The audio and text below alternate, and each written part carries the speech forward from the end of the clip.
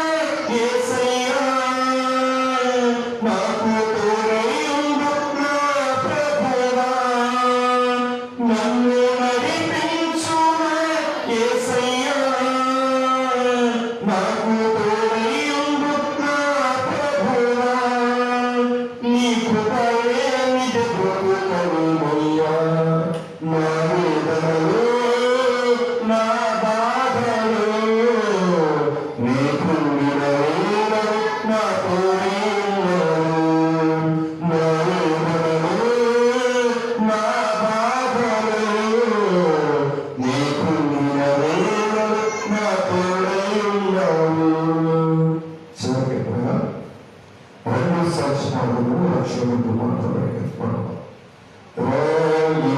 సాధించి పాడుదవు రక్షణ మన ప్రభువే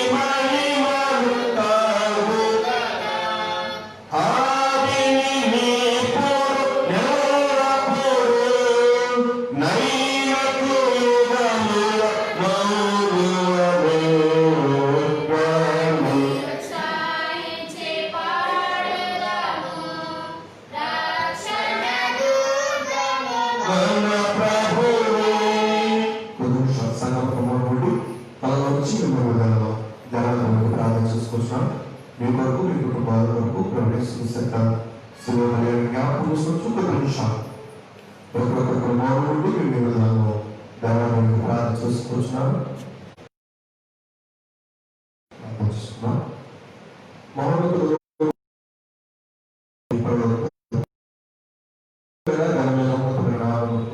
వందనాలు స్తోత్రాలు చేసుకుంటున్నాం. తండ్రి కొరకు తండ్రి పిల్లలుగా ఈ రెండవ ఆనందము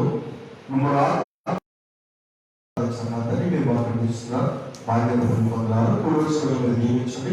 ఇతరుల తల్లి పాటలు పాటలు నిర్వహించుకోవడం పాట పాటల భావాన్ని మా హృదయం నుంచి వాటి ప్రకారంగా మా జీవితంలో తల్లి మేము సరి చేసుకుంటున్న సహాయం ప్రార్థన చూస్తాం. నేను సోమన్న సంఘంలో ప్రార్థిస్తుండగా సంఘ ప్రార్థన అంగీకరించండి. తన కుమారుడు యేసుక్రీస్తు మీరు మాకు ఇచ్చిన మరొక సంఘాన్ని గురించి కృపపక్ష భాగ్యంలో తీసుకోవాలి. నేను సోమాతండి వచ్చిన మా హృదయంగా పరుచుకుంటుగా వచ్చిన గ్రహించగలిగే వారి మనసులో కూడా అంతకంగా కలిసి మీ వాటి అవసరం వాటి చూపులు సరిచేసుకోవట్లేదు కదా మీరు చూపించారు. వాటి చూడండి పరిశుద్ధమైన ఘనంగా ప్రార్థించి కూర్చున్న మా పర్వతంని ఆమె మన ప్రభువులు రక్షకుడ యేసుక్రీస్తు సాక్షిలో ఈ రెండవ వారం కల్పించిన మీకందరికీ ప్రభువులను నమ్ముకున్నాం. ఈ రెండవ వారంలో దేవుడి వాక్యాన్ని లోకాస్వామిని ధ్యానించుకుంటాం. మన చెప్పుకున్నది గత అక్టోబర్ 11 మరి ఎప్పుడైతే ప్రతిరోజు వాక్యం చదవడానికి తెలియదు.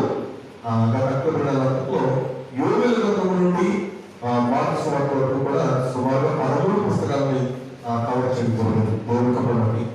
ఈ అక్టోబర్ నవంబర్ నెలలో లోకాస్ హెబ్రీయులకు రాసిన మొదటి పత్రిక 13వ అధ్యాయం వరకు మనం ధ్యానించబోతున్నాం. కేవలం ఆదివారం మాత్రమే కాదు, ప్రతిరోజు రాత్రి 7:30 నుండి 8 వరకు కొద్ది నిమిషాలు మన వాక్యాలు వింటున్నాం. కాబట్టి కేవలం ఆదివారం ఇప్పుడు మాత్రమే కాదు, ఆదివారం కాదు, ప్రతిరోజు జరిగే కార్యక్రమానికి మిమ్మల్ని అందరూ కూడా ప్రేమపడతా అవసరం. మంచిది. ఈ సమయంలో ఈ రెండవ ఆరాధనలో దేవుని వాక్యాన్ని లూకాసు వార్త 1వ అధ్యాయము 5 నుండి 7 వచనాల్లో రాయబడిన కొన్ని విషయాలు మీతో మాట్లాడడానికి కోరుచు. ఉదయకాలం మొదటి ఆరాధనలో ఘనత వహించిన ప్రయోజనాల గురించి అనేక సంగతులు దేవుని వాక్యంలో వివరించబడింది. ఈ రెండవ ఆరాధనలో ఎలిజబెత్ గురించి సర్వసాధారణ జకరియా ఎలిజబెత్ అనే ఒక మాట కాదు, కానీ జకరియా ఎలిజబెత్ అంటేనే ఆ పదానికి అర్థం ఉంటుంది. అంటే కొన్ని పదాలు చూస్తుంటే హైదరాబాద్ సికింద్రాబాద్ లాగా ప్రాంతాలు చూసినా, అలాగే కొంతమంది వ్యక్తులు చూసినప్పుడు కొంతమంది అన్నదమ్ములు చూసినా, లేకపోతే అక్క చెల్లెలు చూసినా, లేకపోతే కొంతమంది బంధువులు చూసినా వాళ్ళ పేరు ఒక్కతో ఉండదు. అంటే ఒక పేరు పలకడు. ఇప్పుడు ఎలిజబెత్ అనే పేరుతో పాటు మన ఇంకొక పేరు గురించి తెలుసుకుంటే జకరియా, ఎలిజబెత్. మన బైబిల్లో కూడా మరియా, మార్త అనే మాటలు, అలాగే పేతురు, యోహాను అనేటి పదాలు. అంటే మానవ సంబంధాలు, మానవులు వచ్చినట్టు మనుషులు వచ్చినట్టు సత్సంబంధాలు ఎలా ఉండబోతాయో మన ఇరువురు స్నేహితులు చూసినా, లేక ఇరువురు భార్యాభర్తలు చూసినా, వాళ్ళని చూసినప్పుడు ఆ పేరులోనే తెలిసిపోతుంది. ఆ పేరులోనే పిల్లల పేరు కూడా కలుపుకుంటారు. పిల్లల పేరు కూడా పెడుతున్నప్పుడు వాళ్ళతో కలిసి ఉంటే ఆ పేరు వస్తుంది కదా. కలిసి ఉంటే ఏమొస్తుంది? ఆ పేరు. అలాగే చాలా లఘు చూపు అంటూ ఉంటారు సర్వసాధారణంగా. కానీ నాకు తెలిసి వైద్యంలో ఎంతో స్వార్థం నవీన్ ప్రవీణ్ అని చెప్తున్నారు. అంటే నవీన్ పేరు చెప్పబట్టి ప్రవీణ్ పేరు కూడా చెప్పాల్సిందే, ప్రవీణ్ పేరు చెప్పడం నవీన్ పేరు చెప్పాల్సిందే. ఆ రెండు పేరు విడదీసేంత ఆ పరిస్థితి. భార్యాభర్తల పేర్లు కూడా చూసినప్పుడు పెళ్లి కార్డుల్లో ఫ్లెక్స్లో అక్కడ వేస్తూ ఉంటారు, ఇలాగా వాళ్ళ వెబ్సైట్స్ అని చెప్పేసి. ఇప్పుడు భార్యాభర్తల పేర్లు కూడా ఎలా ఉంటారంటే అలాగే విడిపోయినప్పుడు మనం చూసినప్పుడు లూకాసు చూసినప్పుడు జకరియా, ఎలిజబెత్. అంటే జకరియా చదువు వెంట తర్వాత తన భార్య అయిన ఎలిజబెత్ పేరు కూడా వస్తుంది. అంటే ఈ రోజు భార్యాభర్తల మధ్య ఉన్న ఈ సహవాసం కూడా ఎలా ఉంటుంది అంటే, ఇక ఒకప్పుడు వివాహం కాకముందుగా సింగిల్ గా ఉంటాడు, సింగిల్ గా ఒక పేరుతో ఉంటాడు. కానీ వివాహం అయిన తర్వాత ఇక సింగిల్ పేరు ఉండదు. ఇక భర్తతో పాటు భర్త పేరు వెళ్తే భార్య పేరు వస్తుంది, భార్యతో పాటు అందరికీ కూడా కొన్ని సందర్భాల్లో మనము భార్య పేరుతో పాటు పురుషుల భర్తల పేరు కూడా యాడ్ చేస్తూ ఉంటారు. అంటే ఉదాహరణ మోనికా జీవన్ అంటుంటారు, మోనికా నవజీవన్. అంటే కేవలం తన పేరుతో పిలవబడదు. అంటే వివాహం అయిన తర్వాత ఇప్పుడు ఆమె పేరుతో పాటు ఆమె సింగిల్ గా ఆమె ఒక్క పేరుతో పిలవబడదు. అందులో సన్ ఆఫ్ అని కానీ వైఫ్ ఆఫ్ కానీ అనే పేరు మనం చూస్తున్నాం. సరే, ఎందుకు విషయం ఏంటంటే కేవలం పేరు మాత్రమే కాదు, కానీ మన మనసులో కూడా ఏమవ్వాలి, కలవగలగాలి. మన మనసులో కూడా అట్టి దగ్గర సంబంధం, అట్టి అనుబంధాన్ని ఎవరైతే మనం కలిగి ఉంటామో, అన్నదమ్ములు చూడండి, అన్నదమ్ములకి సర్వసాధారణంగా పేర్లు పెడుతుంటారు. వాళ్ళిద్దరూ కూడా కలిసి ఉండే కొన్ని పేర్లు పెడుతుంటారు. సతీష్, నరేష్, ఇలాగ. అంటే ఒకరి పేరు చెప్తే మరొక పేరు ఆటోమేటిక్ వస్తుందంటే వాళ్ళిద్దరూ కూడా ఎంత సహవాసాన్ని, ఎంత కలిగిన వారు ఉన్నారో మనం అర్థం చేసుకోవచ్చు. ఇప్పుడు యోగాశ్వరంలో జకరియా, ఎలిజబెత్ నుంచిన ఈ సంగతులు చూసినప్పుడు వారు కూడా అటువంటి అన్యోన్యమైన దాంపత్య జీవితాన్ని కలిగిన వారు ఉన్నారు. ఈ రోజు భార్యాభర్తలు అంటే చాలా మంది నువ్వు వేరు నేను వేరు అనుకునే భావన ఉన్నారేమో. భర్త వేరు భార్య వేరు కాదు, మన ఎరిగిన వారు ఉన్నాం. వారిద్దరు కూడా ఏమై ఉన్నారు, ఏక శరీరమై ఉన్నారు. అది కూడా చిన్న పెళ్లి ప్రసంగం చెప్తాడు అనుకోవద్దు. వాక్యాన్ని బట్టి ఈరోజు మనం ఈ రెండవ ప్రసంగంలో జకరియా, ఎలిజబెత్ గురించి మనం గమనిస్తూ ఈ భాగాలు మనము దేవుడి పిల్లగా మనం అర్థం చేస్తాం. కానీ భర్త వేరు భార్య కాదు, భర్త భార్య ఇద్దరు కూడా ఒకటే. అందులో వాక్యం చూసినప్పుడు వారిద్దరు ఇద్దరుగా ఉండగా ఏక శరీరముగా ఉంటారు. ఇప్పుడు జకరియా, ఎలిజబెత్ కూడా అట్టి బంధాన్ని, అటు అధిపత్యాన్ని వారి మధ్య కలిగిన వారు ఉన్నారు. ఈ రోజు మనం కూడా మనం ఒకసారి గమనిద్దాం. మన భార్య అంటే నేను నా భార్య, అంటే నీవు నీ భర్త, లేదా నీవు నీ భార్య, అలాగే నీవు అలాగే నీ బిడ్డలు. కాబట్టి బిడ్డల పేరు కూడా చూడండి. బిడ్డలు కూడా మనం చూసినప్పుడు వాళ్ళు వచ్చిన తల్లిదండ్రులు కూడా బంధం, తల్లిదండ్రులు కూడా ఆ సత్సంబంధాన్ని బట్టి బిడ్డలు కూడా పిలువబడుతుంటారు. కొన్ని ఇప్పుడు నా పేరు చెప్పాలంటే ఆటోమేటిక్ గా నా పేరుతో పాటు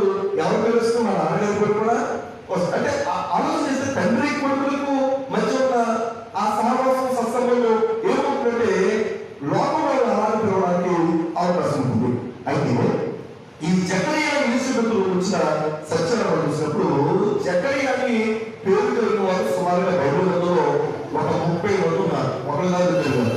అంటే ఒకే పేరు కలిగిన వారు జకరియా అని పేరు కలిగిన వారు సుమారుగా 30 మంది మన బైబిల్ గ్రంథంలో. జకరియా అని పేరు కూడా అర్థం చూస్తే యావే రిమెంబర్స్ అన్నారు. అనగా యెహోవా జ్ఞాపకం చేసుకున్నారు. జకరియా అని పేరు కూడా అర్థం ఏంటంటే యావే రిమెంబర్స్ అనగా దేవుడు జ్ఞాపకం చేసుకుంటాడు అని ఒకటి. అలాగే ఎలిజబెత్ అనేది పేరు చూస్తే ఎలిజబెత్ అనే పేరు ఇక బహుశా బైబిల్ గ్రంథంలో ఎవరు కూడా లేదని నేను నమ్ముతున్నా. బహుశా ఎవరు కూడా ఎలిజబెత్ అని పేరు పెట్టుకోలేదు. ఎలిజబెత్ అనే పేరు గాడ్ ఈజ్ ఎ ఓన్ అనగా దేవుడు ప్రమాణం చేసేటవాడు అనగా దేవుడు వాగ్దానం చేసేటవాడు అనే ఒక అర్థం ఉంది.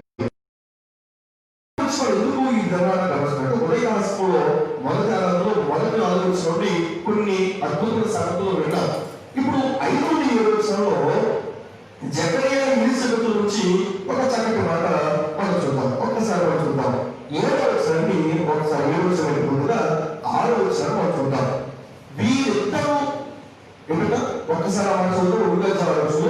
వీరిద్దరూ ప్రభువు యొక్క సకలమైన ఆజ్ఞల చొప్పున న్యాయ విధుల చొప్పున నిరపరాధులుగా నడుచుకోవచ్చు. దేవుని దృష్టికి నీతిమంతుడు. అఫ్కోర్స్ ఈ వాక్యాన్ని మీరు వినియోగవచ్చు. జకరియా ఎలిజబెత్ గురించి కూడా తెలియని క్రైస్తవులు ప్రస్తుతం ఎక్కువగా ఈ డిసెంబర్ మాసంలో కూడా ఈ క్రిస్మస్ మాసంలో ఎక్కువగా ఈ వీళ్ళ గురించి కూడా మనం మాట్లాడుతూ ఉంటాం సర్వసాధారణంగా. జకరియా ఎలిజబెత్ గురించి సర్వసాధారణంగా మనలో చాలా మంది వీరి గురించి విన్నవారని ఆలోచన చూస్తే వీరిద్దరూ అంటున్నాడు. అందరూ ఎంతమంది మీకు చెప్పారు. జకరియాని పిలిచామంటే తర్వాత ఎవరు పిలిచాలి? ఎలిజబెత్. ఎలిజబెత్ అని పిలిచామంటే జకరియా. అంటే ఇద్దరు కూడా ఒకటే. వారిద్దరూ కూడా వేరువేరుగా లేవు. అందుకని ఆలోచన అంటే వీరిద్దరూ కూడా ఏం చేశారట? ప్రభు యొక్క సకలమైన ఆజ్ఞల చొప్పున న్యాయ విధుల చొప్పున నిరపరాధులుగా నడుచుకోవచ్చు. దేవుని దృష్టికి నీతిమంతులై ఉండేదన్నారు. ఈ వాక్యాలను చూస్తే ఈ రోజు క్రైస్తవులు చూస్తే ఎలా ఉందంటే భార్య ఒక చోటకి భర్త ఒక చోటకి. భార్య విశ్వాసం వేరు, భర్త విశ్వాసం వేరు. ఈ రోజు భార్య నమ్ముకుంటే భర్త నమ్ముకోడు, భర్త నమ్ముకుంటే భార్య నమ్మడు. అంటే ఇద్దరు ఒకే రీతిగా ఉన్నా కూడా ఒకే ఇంట్లో ఉన్నా, ఒకే మనుషులు పట్టుకున్నా, ఒకే కార్యం చేసినా ఒకే దేవుడిని కలిగి ఉండకపోవడం అనేది విచారం.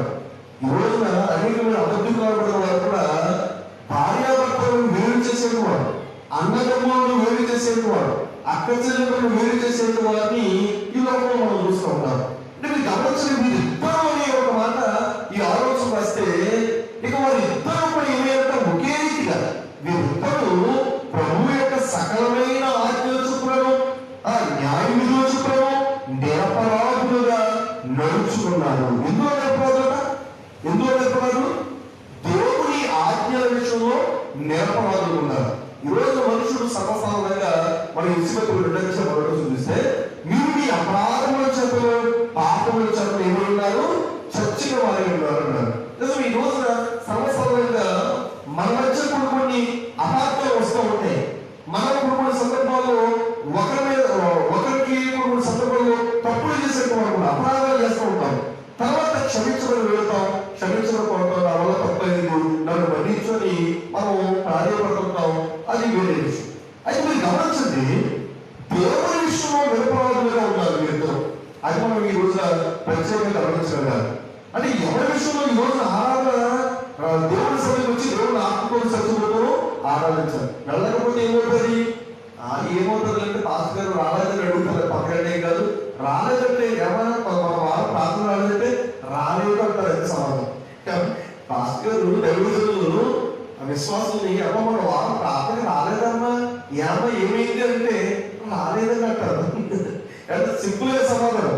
దానికి ఎందుకు అంటే జ్వరం వచ్చిందా, అంటే ఏమన్నా బలహీనత కలిగిందా, ఈ విషయాలు తెలుసుకోవడానికి దైవజనుడు అడిగితే సమాధానం ఏం చెప్పంటే రాలేదంటే రాలేదంటే. ఏమన్నా ఎందుకు రాలేదంటే రాలేదు. అంటే దేవుడి సన్నిధికి రాకపోవడం అంటే అది పెద్ద జ్ఞానం కాదు, అది పెద్ద తప్పు కాదు అనుకునే భావంలో ఎంతమంది లేదండి రోజు దేవుడి పేరు. అంటే దేవుడికి దూరం అయిపోవడం కావచ్చు, లేకపోతే దేవుడి సన్నిధి విడిచిపెట్టడం కావచ్చు, అదంతా మాత్రం ఏమంత జ్ఞానం కాదు. ఎంత వెళ్తాం పర్వాలేదు. మొన్న శుక్రవారం వారంలో ఒక మీటింగ్ జరిగింది. అక్కడ సేవకుడు ఆహ్వానించాడు. నేను అతనికి చెప్పాలి, నాకు ఆరు కొంచెం బాగాలేదండి కొంచెం అని చెప్పేసి చెప్పలేదు. సరే వస్తానండి అని చెప్పేసి వాళ్ళు వెళ్ళాను. వెళ్తే అక్కడ ఆశ్చర్యపడి, ఏంటంటే మీరు ఎంత పెద్ద దెబ్బెట్టు ఎందుకంటే మీరు అయ్యి అంటే నేను ఒకటే అన్నాను, ఇప్పుడు నేను రాకపోతే మరొకరు ఎవరైనా వచ్చి వాటికి చెప్తే పెద్ద ఆటకమైనది, కానీ నాకు వచ్చే అవకాశం మరలా నాకు మళ్ళీ రాదు. మళ్ళీ మీరు పిలిచేటప్పుడు మరి నేను ఎలా ఉంటుంది అది అప్పుడు ఇంకా పెద్ద గాయం వెళ్తే ఇప్పుడు కొత్తలో కొత్త ఈ చిన్న గాయంతో మెల్లగా పర్వాలేదు అన్ని చేయగలుగుతున్నాను అని చెప్పేసి అనేసరికి ఆ సేవకుడు అంటే ఎందుకు విషయం చెప్తుంటే గొప్పగా చెప్పట్లా, అంటే దేవుడి విషయంలో మనం ఎలా ఉండకూడదు, అపరాధంగా ఉండకూడదు.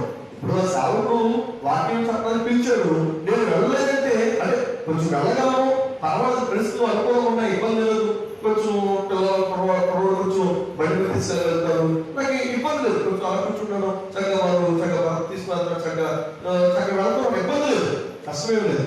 మరీ కష్టం ఉంటే ఇంకా మరి లేవలిస్తుంటే ఇంకా మరీ మంచాన్ని పెట్టుకుంటే అది వేరే విషయం. కానీ లేవగలుగుతున్నారు, నా పనులు చేసుకోగలుగుతాను కాబట్టి నేను చెప్పకపోతే ఇప్పుడు నేను ఏమవుతాను, అపరాధం అవుతాను. ఎవరి విషయంలో? దేవుడి విషయం. అంటే ఆయన విషయంలో నేను అపరాధం కాదు, ఆయన పర్వాలేదు నాకు బాగోలేదంటే ఆయన వేరొక సేవకుని పిలుచుకుని వాక్యం చెప్పించుకోవడం కష్టమేం కాదు. అంటే ఎందుకు విషయం చెప్పంటే సాధ్యమైనంత వరకు నేను ఎందుకు ఇప్పుడు కార్యక్రమాల్లో వెళ్తున్నట్టే ఎందుకు ఆ మాట మీకు చెప్తుంటే నేను అపరాధిగా ఉన్నాను. ఇప్పుడు ఎవరైనా మనల్ని ఏదైనా వివాహం పిలిచినప్పుడు మనం వెళ్ళలేదు అనుకోండి, ఏమంటారు, నేను పిలిచాను నువ్వు రాలేదు అని నిద్ర వేస్తాను. అంటే మనుషులు వేసే నిందకు భయపడి మనం కింద మీద పడి కష్టపడవలసిన మొత్తం మీద వెళ్ళి పలకరించి మనం వెళ్ళి మనం ఆ కార్యక్రమం అటెండ్ చేస్తామే. మరి దేవుడి విషయంలో ఏమైపోయింది ఆ శ్రద్ధ, దేవుడి ప్రార్థన విషయంలో ఏమైపోయింది ఆ ఆలోచన? ఇప్పుడు దేవుడి సరికి మనం వెళ్ళకపోతే ఆరాధన వెళ్ళకపోతే ఏమవుతుంది? పాస్టర్ 2-3 వాక్యాలు చెప్పి మానవులు అంటారా, అంటే లైట్ తీసుకుంటారా చాలా మంది. ఎందుకు విషయం జకర్యా తీసుకున్నప్పుడు వారిద్దరూ కూడా ఇద్దరు అందులో ఏ ఒక్కరూ తగ్గ భర్త గారి భార్య గారి ఇద్దరు కూడా ఒకే మాట ఉండి వారిద్దరూ కూడా ఏం చేశారు, సకలమైన చూడండి ప్రభు యొక్క సకలమైన ఆజ్ఞల చొప్పులను న్యాయవిధుల చొప్పులను నిరపరాధులుగా నడుచుకున్నారు. ఉండవు మనం అలాగే ఈరోజు ఈ వాక్యం నీవు కూడా దేవుడి విషయంలో అపరాధులుగా ఉండకూడదండి. దేవుడు వాళ్ళని మన అపరాధముల చేత మన పాపముల చేత చచ్చిన వారు ఉన్నప్పుడు ప్రభు తన కుమారుడు యేసుక్రీస్తును ఆయన లోకాన్ని పంపించి మనలో ఉన్నటువంటి ప్రతి విధమైన అపరాధాన్ని అపవిత్రతను తీసేసి మన పరిశుద్ధంగా చేశారు. ఇంకా మనం ఎందుకు అపవిత్రులుగా ఉన్నాం, ఇంకా మనం ఎందుకు అపరాధాలు చేస్తున్నాం? ఈ రోజున గమనించండి, ఈ రోజున ప్రార్థన విషయంలోనే కాదు, ఈ రోజు దేవుడి వాక్యాన్ని విని ఆ వాక్య ప్రకారంగా జీవించకపోవడం కూడా ఏమిటది? అందుకే మీరు విలువారి మాటల నుండి వాక్య ప్రకారం ప్రవర్తించకపోతే అన్నారు. అంటే మనం కేవలం వాక్యాన్ని వింటున్నట్టు మనము ఆ వాక్య ప్రకారంగా ప్రవర్తించకపోతే నిరపరాధులు కాదా, అనగా క్షమించడం అపరాధులు కాదా? అంటే వాక్యాన్ని వింటున్న మనము వాక్యాన్ని కలిగినట్టు మనము అపరాధులుగా ఉంచకూడదనే దేవుడి ఉద్దేశం. కానీ ఈ రోజు మనము ప్రభువుని నమ్మి దేవుడిని విశ్వాసించుకోవడం చాలా మంది రక్షణ పొందుతారు, బాప్తిస్మం పొందుతారు, మరలా లోకంలో కలిసిపోతారు, మరలా ప్రభు సన్నిధికి రాకుండా దూరం అయిపోతున్నారు. ప్రార్థన ఏంటంటే ఏదో కార్యం లేదంటే చాలా బిజీ అని అంటారు. తప్పది. దేవుడి పిల్లలుగా దేవుడిని అపరాధంలో నుండి విడిపిస్తే మరలా దేవుడిని గురించి కూడా ఎందుకు అపరాధిగా మిగిలిపోతున్నాం? జకర్యా యేసును చూస్తే వాడు ప్రభు యొక్క సకలమైన ఆత్మల చుట్టూను న్యాయముల చుట్టూను వారు ఎలా ఉన్నారట, నిరపరాధులుగా నడుచుకోవచ్చు. దేవుడి దృష్టికి ఎలా ఉన్నారట, నీతిమంతులు ఉన్నారు. ఏదో నా కోసం నాకు కూడా ఆలోచిస్తుంది, ఏదో నేను అడుగుతాను, ప్రతి వారు అడుగుతాను, బాటి వాటిని అడుగుతున్నాను బాధపడను అని ప్రార్థన కాదు. నీ మట్టుకు నేను దేవుడి దృష్టిలో నీతిమంతులు ఉండాలి, నేను దేవుడి దృష్టిలో అపరాధిగా ఉండకూడదు, నిరపరాధిగా ఉండాలంటే నా బాధ్యతను నెరవేర్చాలి, గ్రంథాన్ని చదవాలి, ప్రార్థన చేయాలి, దేవుడి సన్నిధికి వెళ్ళాలి. వీటిని నేను చేయకుండా ఉంటే నేను అపరాధం అయిపోతాను అనే భావం ఈ రోజు ఎంతమందికి వేస్తుంది? కాబట్టి ఈ రోజు సంఘాలను మనం చూస్తే అనేక మంది అటెండెన్స్ ఎందుకు తక్కువగా ఉంటుంది? చాలా చాలా ఉన్నారు, చెప్పుకోవడానికి అనేక మంది విశ్వాసం ఉన్నారు. కానీ ఏ ఒక్కరు కూడా ఏ ఆదివారం కూడా దేవుడి సన్నిధికి రావడానికి ఎప్పుడో వస్తారు. ఇంటి సంబంధాల్లోనో ఏ ధర్మంలోనో పండగ డ్రెస్సులుగా అప్పుడెప్పుడు కనబడేది వారిగా ఏదో ఏమంటే సినిమాలో గెస్ట్ రోల్స్ ఉంటాయి. ఎక్కువగా సినిమాలు చూసినప్పుడు గెస్ట్ రోల్స్ ఉంటాయి. వాడు పెద్ద స్టారే, వాడు వచ్చి అలా కనబడి వాళ్ళు వెళ్ళిపోతుంటాడు. అదే విశ్వాసంలో కూడా సంవత్సరానికి ఒకసారి ఏదో ఒక ఆదివారం వచ్చి కనబడిపోతే ఏదో ఒక మేలు జరిగిపోతుంటే ఏదో ఒక అయ్యారు మాస్టర్ గారు ఇప్పుడేదో వచ్చావు సంతోషం అని సర్ది పెట్టుకుంటారు. నేను ఇది రావడమే ఎక్కువ అనుకునే భావన ఎంతమంది లేదు. అంటే నువ్వు అపరాధం అయిపోతున్న సంగతి నీకు అర్థం కావట్లేదా?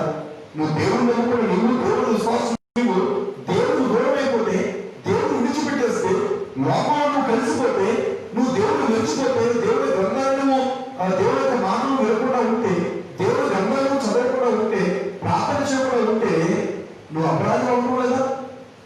నువ్వు అతిక్రమం చేసిన వాడు ఉండటం లేదా? జక్కరియా ఎలీషబెతులు ఆ తప్పులు చేయాలి.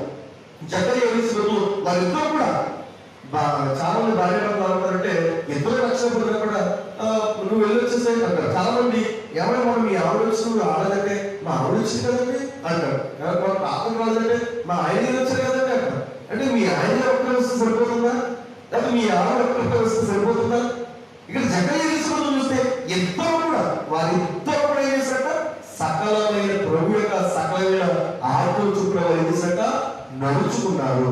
ఇక్కడ మీకు ఒక అద్భుతమైన మాట ఏంటంటే, వారు ఎటువంటి పరిస్థితుల్లో ఉండి ప్రభు యొక్క సకలమైన ఆత్మ చొప్పున నడుచుకున్నారో మనం చదివితే ఆశ్చర్యపోతాం.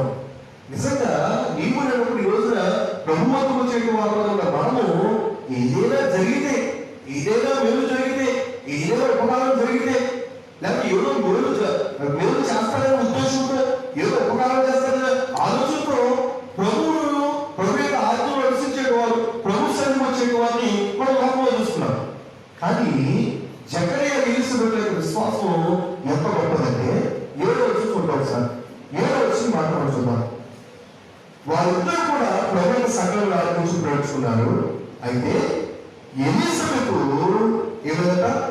ప్రాయమున వారికి పిల్లలు లేకపోయింది, మరియు వారిద్దరూ బహుకాలం నడిచిన మహత్తులే.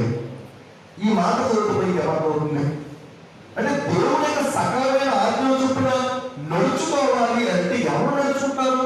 అన్నిటికీ అన్ని బాగుంటే, అన్నిటికీ అన్ని కూడా సరిపోతే, అంటే ఇల్లు ఉండాలి, మంచి చక్కగా చక్కగా భార్య, చక్కని బిడ్డలు, చక్కని ఆస్తిపాస్తులు, చక్కని ఉద్యోగం ఉంటే ప్రభువుని విడిచిపెట్టుకుని ఉన్నాము అనుకోవడం లేదు. అక్కడ జక్కరియా ఎలీషబెతులు వారి జీవితంలో ఎటువంటి ఆశీర్వాదం లేదు, వారి జీవితంలో ఎటువంటి దీవెన కనబడతా.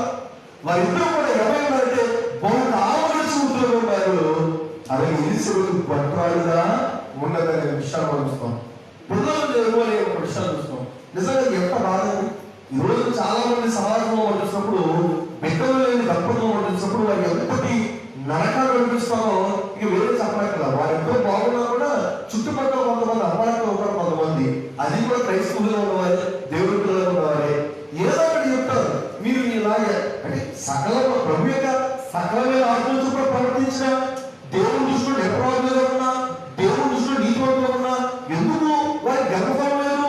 మనుషులు అంటారు, నీకు దేవుడు యొక్క నమ్మకం లేదు, నీకు దేవుడు యొక్క భక్తి లేదు, నువ్వు సరైన భక్తి చేయలేదు, అందుకే నీకు ఇటువంటి విధానం కలిగిందని ఎంతమంది ఆడిపోసుకోవట్లేదండి ఈరోజు సమాజంలో క్రైస్తవులే. అందుకే చాలా మంది దొంగలు బయలుదేరి మన ఎదురుకు వచ్చేది, మా సంఘానికి వచ్చేది, లేకపోతే మా ఇంటి ప్రార్థన చేసుకోవడం మీకు అద్భుతం జరిగిపోతుందని చెప్పేది దౌర్భక్తిలో ఈరోజు లోపం. అంటే జక్కరియా ఎలీషబెతులు ఇద్దరు కూడా ప్రభు యొక్క సకల ఆజ్ఞ చొప్పున నడుచుకోవడానికి వారికి ఏదైనా జరిగిందా? లేదు. వారికి ఏదైనా ఒక మేలు జరిగినట్టు లేదు. వారిద్దరూ ముగ్గులైపోయారు. ఇక పిల్లలు పుట్టే అవకాశం కూడా లేని పరిస్థితి. అందుకనే దేవత వచ్చి జక్కరియాకు కనబడి, ఇదిగో నువ్వు నీ భార్య గర్భవతి అంటే నమ్మలేదండి జక్కరియా. ఆ మాట నమ్మలేదు. అందులో మీరు చూడక మీరు చూస్తున్న 20వ వచనంలో, మరియు నా మాట వాటికి అలవడగలేరు, నీవు వాటిని నమ్మలేదు కనుక అన్నాడు. నమ్మలేదంటే ఇక్కడ అతను అపనమ్మకస్తుని చెప్పట్లేదు. అంటే అతనికి అటువంటి ఆశ లేక, అంటే నేను పిల్లలు పుట్టాలి, నా కడుపులో బిడ్డలు పుట్టాలి, నా వంశాన్ని నిలబెట్టేవాడు కాదు, ఎందుకంటే నేను ఇంత భక్తి చేస్తున్నాడు కదా, నేను ఇంత సేవ చేస్తున్నాడు కదా. జక్కరియా దేవుని మందిరంలో తన యాజకత్వం నిర్వహించేటవాడు, యాజకత్వం చేసేటవాడు. అటువంటి వాడు అతను ఆలోచన అంటే, నా దేవుడు నాకు గర్భం దేవుడు దేవుడిచ్చిన ఆజ్ఞలన్నింటినీ కూడా నేను అనుసరిస్తాను. ఎవరున్నారండి ఈ రోజు అటువంటి వారు? ఈ రోజున మగబిడ్డ పుట్టాలి అని ఆలోచన చేసి ఒకవేళ పొరపాటు ఆడబిడ్డ పుడితే ఏం చేస్తాం? దేవుడు నేను మగబిడ్డాడు కదా, కానీ దేవుడు నాకు మగబిడ్డాడు లేదు కాబట్టి ఇక నేను దేవుడి సంగతి రావడం ఏదో ఒక బిడ్డ ఇచ్చాడు కదా, దాన్ని సంతోషిస్తారు కదా.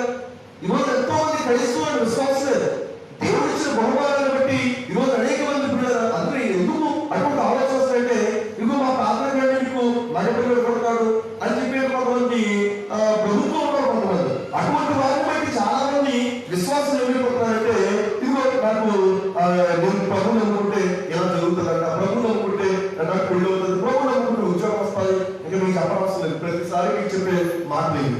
జకర్యా ఎలిజబెత్ విశ్వాసం అవ్వాలి. ఎందుకు నమ్మలేదు జకర్యా? నేను అంటున్నాను తనలో భక్తి జీవితం లోపమే లేదు. దేవత వచ్చి నువ్వు నీ భార్య నీకు గర్భం నడుస్తుంది అని చెప్పినప్పుడు అతను నమ్మలేదు. ఎందుకంటే ఆ నమ్మకపోవడం కాబట్టి ప్రభుత్వం ఇచ్చిన ఇవ్వకపోయినా మాత్రం నేను నిన్ను సేవిస్తాను, నాకు ఇస్తేనే భక్తి చేస్తాను, నాకు గర్భఫలం ఇస్తేనే ప్రార్థన వస్తాను, నాకు మగపిల్లలు పుడితేనే దేవుడు నమ్ముకుంటాను. ఇటువంటి జ్ఞానం లేవండి. ఈ రోజున జకర్యా ఎలిజబెత్ మనం చూస్తే వారికి ఉన్న విశ్వాసం, వారికి ఉన్న భక్తి జీవితం ఎటువంటిదంటే నాట్ కండిషనల్, అనగా నీవ నిబంధనలతో కూడిన భక్తి కాదు. కొంతమంది నీవ నిబంధన నా ప్రార్థన దేవుడు నమ్ముకుంటే ఇవి ఇలా జరుగుతాయి, దేవుడు నమ్ముకోకపోతే ఇలా జరుగుతాయి అని కొన్ని నీవ నిబంధనలు పెట్టి మనుషులను వారి వైపు ఆకర్షిస్తున్న వారు చాలా మంది. జకర్యా ఎలిజబెత్ దేనిని ఆశించక, దేనిని ఆలోచించక, వాళ్ళ తమ జీవిత కాలంలో వాళ్ళిద్దరూ కూడా వారు ఎలా ఉన్నాక ప్రభువుని యొక్క సకలమైన ఆజ్ఞించుకున్న వారు నడుచుకున్నారు. ఈ రోజు ఈ వాక్యం ఉంటున్న నీవు కూడా మన జీవితంలో నీవు కూడా ఎటువంటి భక్తి విశ్వాసాలు మనం కలిగి ఉన్నాం, ఎటువంటి ఆత్మీయ జీవితం మనం కలిగి ఉన్నాం. ఒకరు ఏదైనా ప్రయోజనం పొందితేనే, లేకపోతే ఏదైనా మేలు పొందితేనే నేను ప్రభువులకు వస్తాను, లేకపోతే ప్రభువు నమ్ముకుంటాను, లేకపోతే ప్రభువుని వెంబడిస్తాననే భావనలో ఉంటే జకర్యా ఎలిజబెత్ చూసి మనం నేర్చుకోవాలండి. వారి జీవితంలో ఎటువంటి ఆశీర్వాదం లేదు, వారి జీవితంలో ఎటువంటి ఫలవత్వం లేదు, కానీ వారు కలిగి ఉన్న విశ్వాసం దేవుడు సజీవుడు, ఆయన నిత్యుడు, ఆయన సజీవమైన దేవుడు, ఆయన మన విశ్వాసంగా కలిగి ఉన్నారని వారు ఆశ కలిగి వారు ప్రభువుని వెంబడించిన వారుగా మనం చూస్తాం. కాబట్టి ఈ రోజు ఈ రూపంలో జకర్యా ఎలిజబెత్ నీకు నాకు చెబుతున్న ఈ పాఠాన్ని ఎంతమంది విశ్వాసులు ఒప్పుకోగలరు? ఈ రోజు మనం చూసినప్పుడు సంఘాల నుండి చదివిపోతున్న వారు కూడా ఎవరు ఎందుకమ్మా అని అంటే, అక్కడికి వెళ్తే ఏదో జరుగుతుందండి, అక్కడికి వెళ్తే ఆయన తీసుకుని ఏదో కలుగుతుందని. దయచేసి అటువంటి బుద్ధిహీనమైన ఆలోచనతో మన భక్తి జీవితాన్ని పాటించుకోకూడదు. నిజమైన సంఘం ఏదో, నిజమైన దేవుడు ఎవరు నువ్వు తెలుసుకుని ఆ దేవుడు నువ్వు కొనసాగలగాలి. అందులో కష్టం కలిగిన నష్టం కలిగిన పౌరుల గురించి మనం చూస్తే పౌరుల యొక్క విలువైన మాట్లాడతాడు. పిలుపులు రాసిన పత్రికలో పౌరులు తన విశ్వాసం గురించి మాట్లాడుతూ 3వ అధ్యాయం 7వ చూడండి.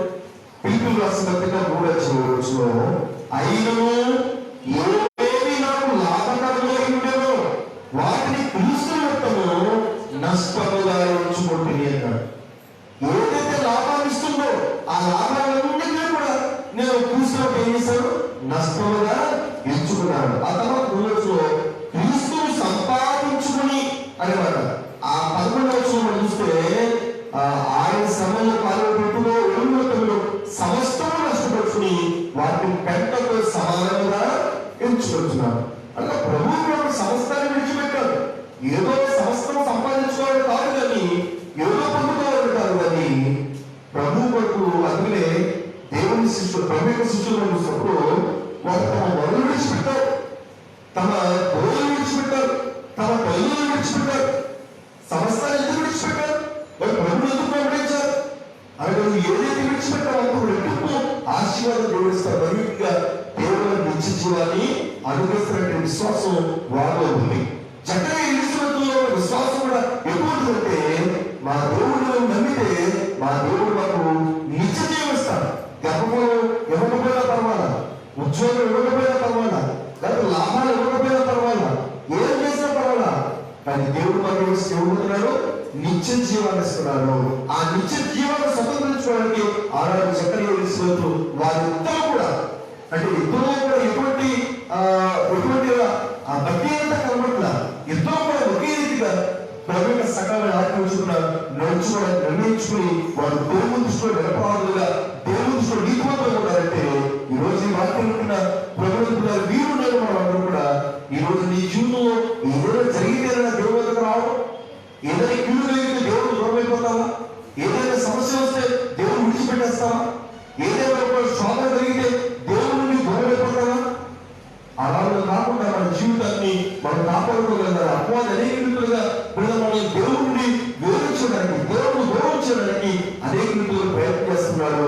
అందుకే మనం భవిష్యత్తు యోగు గ్రంథంలో యోగు తనకు కలిగిన సమస్యలు కష్టాల్లో తన భార్య చెప్తుంది, ఇంకా నువ్వు యథార్థతను వదలకుండా దేవుడు దూషించి మరణము అనే మాట పలికింది. అంటే యోగు తన విశ్వాసాన్ని పోగొట్టుకోవట్లా, అనగా తన దగ్గర ఎంతో ఆస్తిపాస్తులు కలిగిన వాడు ఉన్నాడు. తన కడుపులో పుట్టిన బిడ్డలు 10 మంది బిడ్డలు ఒకే దినాలు చనిపోయినా కూడా యెహోవా ఇచ్చును, యెహోవా తీసుకెళ్ళిపోయాను, యెహోవా స్తుతి కలుగుగాక అని పలికాడే కానీ ఏనాడు కూడా దేవుడిని నిందించలా, ఏనాడు కూడా దేవుడిని విడిచిపెట్టలా. ఇదిగో దేవుడు అనుకున్నా నాకు ఏం కలిగింది అనేది వ్యాపార ఆదా, అంటే ఇది తప్పేది ఒక వ్యాపారంతో కూడా అంటే లేదా ఏదో ఒక కండిషన్తో కూడుకున్నట్టు కాదు. కానీ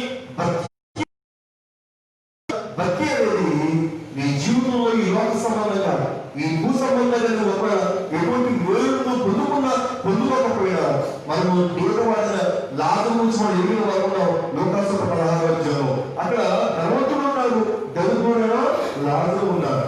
లాజరు అతను ధనవంతుని యొక్క బల్ల మీద కుటుంబం ఎదురు చూస్తున్నాడు. కుక్కలు వచ్చి అతని కొడుకులు నాటుతున్నాయి. దేవుడు దరిద్రతను అనిపిస్తున్నాడు, ఎంతో భయంకరమైన దరిద్రతను లాజరు అనిపిస్తున్నాడు. అయితే వాక్యం బట్టి చూస్తే అతను చనిపోయి సమాధి చేయబడిన తర్వాత దేవతలు వచ్చి అతన్ని తీసుకుని వెళ్ళిపోయినట్టుగా, తర్వాత అబ్రహామును కూడా అనుకుని నెమ్మది కూర్చున్నట్టుగా ఈ వాక్యాన్ని అనేక వాక్యులతో మాట్లాడుతున్నాను. జకరియా ఎలిజబెతు విశ్వాసం ఎంత గొప్పదంటే వారి జీవితంలో వారు ఏది ఉన్నా లేకపోయినా ఏదో కలుగుతుంది అనే విశ్వాసం కలిగినట్టుగా, ఏదో జరుగుతుంది, ఏదో మేలు జరుగుతుంది, ఏదో మంచి జరుగుతుంది అని ప్రభువునికి వచ్చి ఈ రోజు అనేక తమ విశ్వాసాన్ని పాడు చేసిన వారిగా కనబడతారు. జకరియా ఎలిజబెతు ఇద్దరు కూడా వృద్ధులుగా ఉన్నారు, గుడ్రాలుగా తెలిసి మీకు. అయితే దేవుడు వారిని దర్శించిన దానిలో మనం చూడవచ్చు. ఎందుకంటే ఆయనకి అసాధ్యమైంది ఏది లేదు, ఆయనకు సమస్తలు కూడా సాధ్యమే. మనం అనుకుంటా ఇకంతే మన జీవితంలో ఉంటాం, కానీ దేవునికి అసాధ్యమైంది ఏది లేదు కూడా. ఈ రోజు మాట్లాడుతున్న నీవులు కూడా మనం చూసినప్పుడు 24 అనగా 7వ చదివితే 7వ ఎలిజబెతు గొడ్రాలైనందున. ఇప్పుడు 24 చూస్తే ఆ దినముల భార్య ఎలిజబెతు గర్భవతి అయి ఏమంటే మనుషుల్లో కాకుండా అవమానము తీసివేయకుండా ఆశించిన దినములలో ప్రభు యాగం చేసినట్టుకుని 5 నెలలు ఇప్పుడు కట్టబడుతుండేను. అంటే ఎంతో అవమానాన్ని అనుభవిస్తుంది ఎలిజబెతు, ఎంతో నిందలు అనుభవిస్తుంది ఎలిజబెతు. ఎంతో మంది దూషిస్తున్నారు, ఎంతో మంది ఆమెను నానా రకాలుగా ఆమెను వేధిస్తూ ఉన్నారు బిడ్డలు లేకపోవడం బట్టి.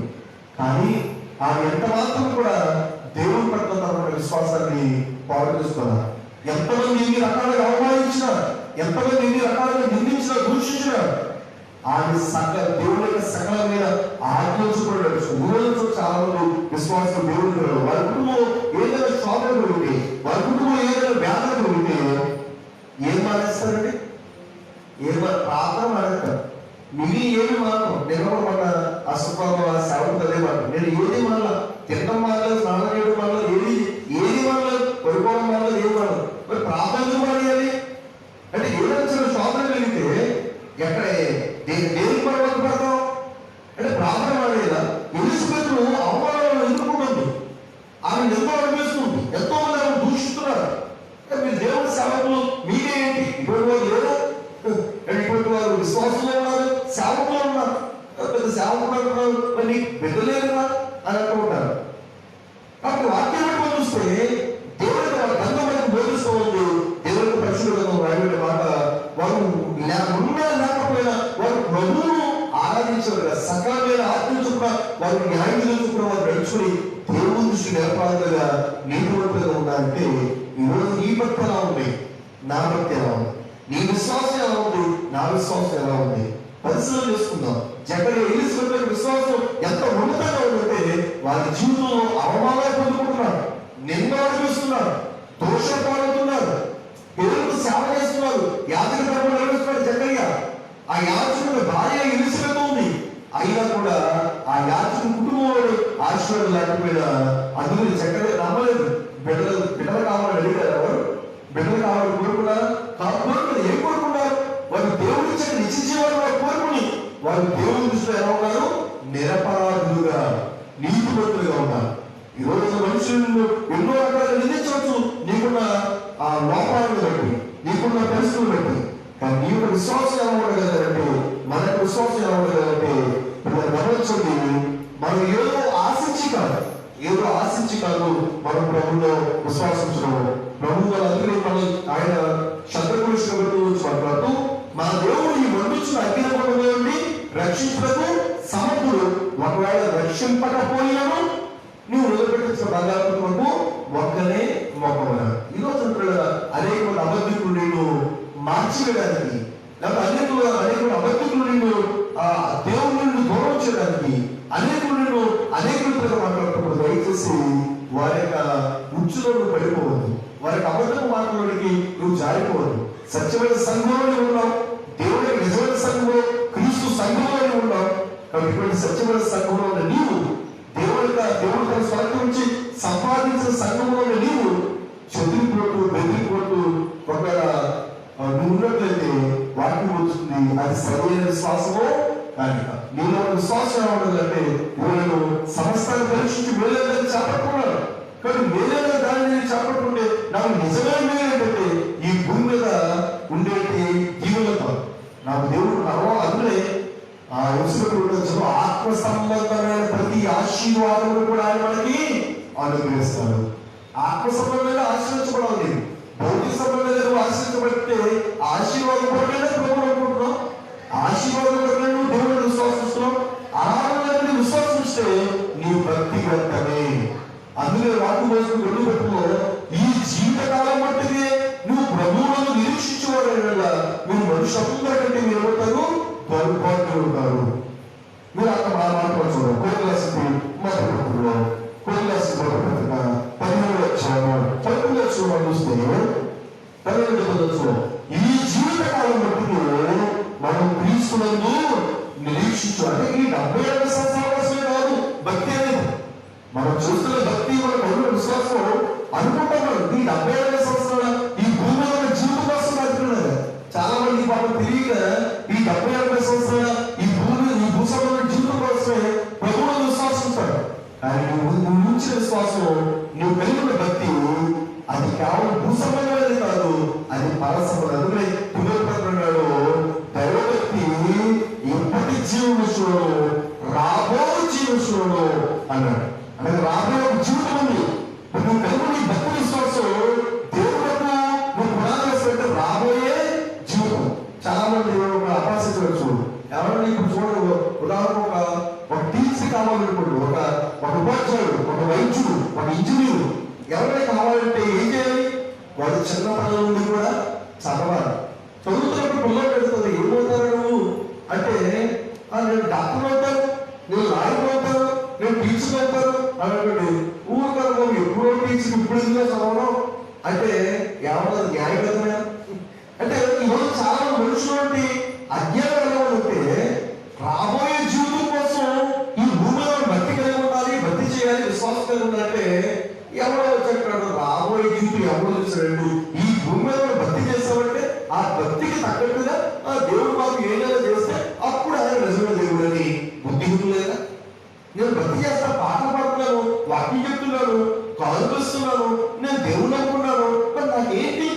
ఏదో చిన్నపిల్లలు పిల్లల్ని ఇప్పుడు కొట్టు దగ్గరికి వెళ్ళి ఏదైనా వస్తువు పట్టాలంటే మరి నాకేంటి? నేను అడిగి నాకు మరి ఇప్పుడు అడుగుతున్నా లేదో నాకు తెలియదు కానీ మరి నాకేంటండి? నువ్వు చాటా తీసుకో, ఇది ఈ రూపాయి నీకు తీసుకో అంటే నువ్వు ప్రభువులు అనుకుంటే నీకేంటి? జగన్ వేసినట్టు నాకేంటి అనుకోలేదు. వాళ్ళు మేము ఎంతగా చేస్తున్నాం కదా, సేవ చేస్తున్నాం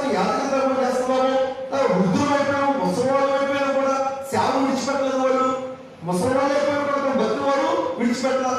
సరే ఎంతకాలం చేసిన ఒక 5 ఏళ్ళు అయిపోయింది, ఇక దేవుడు కనికరించట్లేదు, కరుణించట్లేదు, ఇంకెందుకు వచ్చిన భక్తి అని వారు వెళుతున్నారు. వారి విశ్వాసం విడిపోరా, తమ విశ్వాసాన్ని కాపాడుతున్నారు. మరి నీవేమైనా ఏదో 2 సంవత్సరాలు 3 సంవత్సరాలు వృత్తి చేస్తావు, ఈ లోపు ఎవరో వస్తాడు వచ్చి మీరు ఎన్నో సంవత్సరాలు చదువుతావు కదా, ఏం కలిగింది నీకు? సరైన ఇల్లు ఉందా, సరైన వాకిలు ఉందా, ఒక ఆరుగా కొనుక్కున్నావా, లేకపోతే మంచి ఉద్యోగం సంపాదించుకున్నావా? వచ్చేసాను నా దగ్గరికి, నా దగ్గరికి వచ్చేది నేను 7 వారాలు నీకోసం ఉపవాసం ప్రార్థన చేస్తాను, కన్నీరు విడిచి ప్రార్థన చేస్తాను, మోకరించి ప్రార్థన చేస్తాను, దేవుడు గొప్ప వరం చేశాడు, నేను నిన్ను దీవించేస్తాను అని చెప్పి కబుర్లు చెప్తే ఎంతమంది చెబుతున్నారు. అంటే దానికోసం నమ్ముకున్నావా ప్రభుని? ప్రభువు నమ్ముకుంది దేవుడి కోసం, దానికోసం లేదుగా. ప్రభువు నమ్ముకున్నది నిత్య జీవం కోసం. ఆ నిత్య అందుకే రాబోయే నిత్య జీవాన్ని స్వతంత్రించుకోవడానికి భూమి ఉంటుంది కానీ నువ్వు భక్తిని చేయాలి. కానీ ఇక నువ్వు చనిపోయిన తర్వాత లోపలికి నువ్వు చేయడానికి భక్తి ఏమో. అందుకనే మృతులు నిన్ను స్తుతించిన, పాతాళము నిన్ను కీర్తించని వాక్యం చూస్తాడు. భూమి ఉండేను దేవుడు మహిమపరచాలి, భూమి ఉండేను దేవుడు స్తుతించాలి. అది మనసు చచ్చిపోయిన తర్వాత అక్కడ దేవుడు ఉంటాడు కదా, అక్కడ దేవుడు దగ్గర దేవాదేవ స్వప్నాలు చెప్తానండి అంటే కుటుంబం ఇంకా నీకు అవకాశం లేదు. నువ్వేం చేసినా, ఎంత భక్తి చేసినా ఈ భూమి మీద కదిలే శరీరానుసారం ఏం చేస్తారంట? శరీరానుసారం మీద మనసు, ఆత్మానుసారం ఆత్మవిషయం మీద మనసు. జగన్ ఆత్మానుసారంగా ఉన్నారు, శరీరానుసారమైన మనసు వారు ఎదుర్కొన్నారు, శరీరానుసారమైన జీవితం వారు కలిగి లేరు, శరీర ఆశీర్వాదం వారు ఎదురు చూడలేదు, వారు ఆత్మ సంబంధంగా వారు ఎదగడానికి ప్రయత్నం చేస్తారు. ఈరోజు నీకు నేను కూడా అంటే భక్తి కలిగి ఉన్నాం, శరీర సంబంధం మనసు తొలగించుకున్నాం, ఆత్మానుసారంగా జీవిస్తూ దేవుడు పడుతుందాం. అక్కడ దేవుడు మీకు నాకు పడడానికి అనుభవించవచ్చు. నేను ముగిస్తూ వీళ్ళు మీకందరికీ ప్రవేశించు ప్రైవేట్ ప్రవేశించుకున్నా మనమందరూ కలిసి ఏ పాటలు ఎవరు పాడుకుంటారని చెప్పి పాడుతున్నాం. ఈ గీతం పాడుకున్నా మీ వద్ద కూడా శానిటైజర్ వేస్తూ ప్రతి ఒక్కరు కూడా మీ చేతులు శానిటైజర్ తో శుభ్రం చేసుకోవాల్సిందిగా ప్రమాణాలు వచ్చినాం. ఏ పాప